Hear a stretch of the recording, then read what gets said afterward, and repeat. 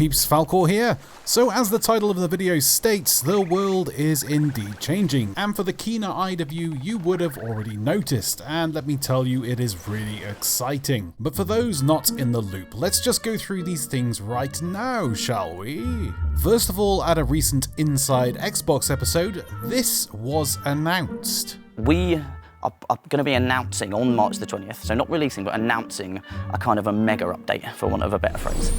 So a lot of the things we've been working on across the studio, some of which we've talked about, like Arena, like Pets, like the work that we're doing on the quest system to kind of bring a bit more story and lore and things to that. There's all of these things, plus more, that we're basically the entire kind of team is working on. We're going to be announcing it, so we're going to be announcing kind of what's in it on March 20th and when it's coming.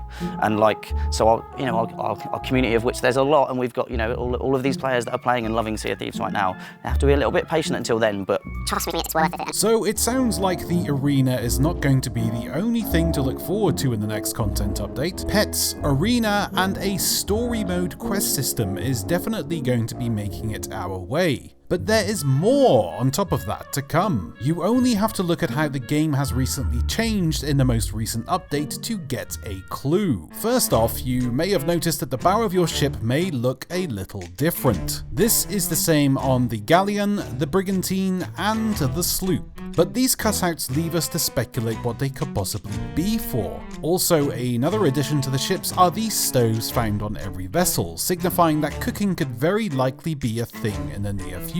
With the combination of these camping stoves and the cutouts at the front of our ships, could it be possible that these could be used for fishing nets or even mounts for fishing rods to be added to the front of our ships? Also, the developers have mentioned on a few occasions that ship combat will change in the future, so it could be possible that these cutouts could be placeholders for new weapon types, maybe harpoon cannons, scattershock cannons, or even chain cannons that could take down enemy ships' sails that you are pursuing to slow them down or even stop them in their tracks. It could also be possible that a player could have a choice as to where he wants his ship's cannons to be placed.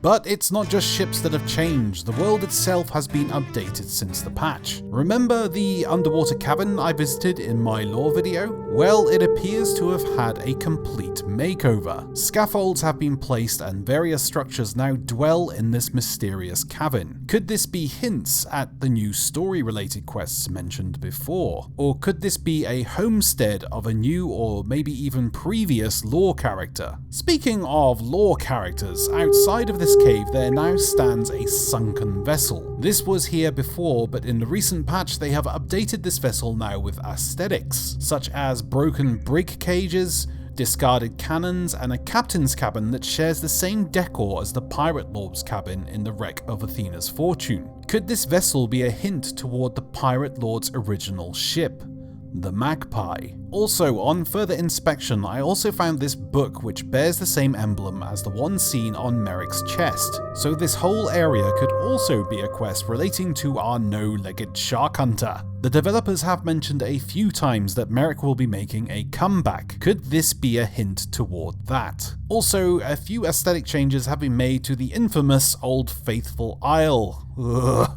With some extra foliage changes in certain areas that were not there before, a few new structures, and some randering scatterings of dead bodies. Possible hints to future story-driven quests, perhaps?